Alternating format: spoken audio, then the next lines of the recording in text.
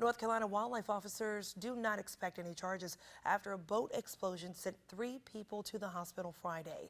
WWAY anchor Hannah Patrick has more on what happened. It's a big story at 6.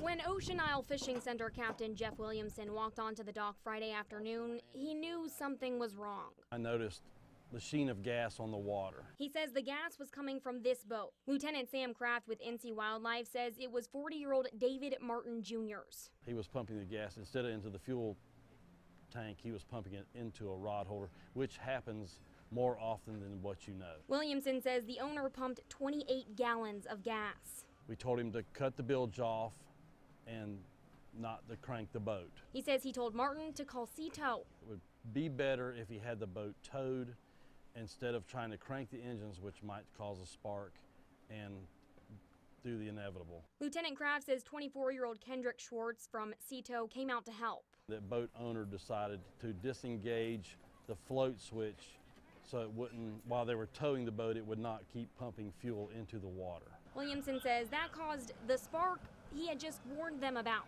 I was sitting with the store manager. We were talking about it, and as soon as the explosion happened, we were able to kill the gas pumps. Lieutenant Kraft says Martin, his passenger, 35-year-old Jonathan Allison Bickett, and Schwartz were all taken to the hospital.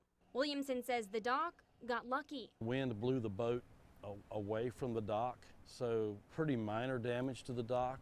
But as the weather gets warmer and the beaches get busier, Williamson wants to remind everyone to be careful on the water. In Ocean Isle Beach, Hannah Patrick, WWAY News.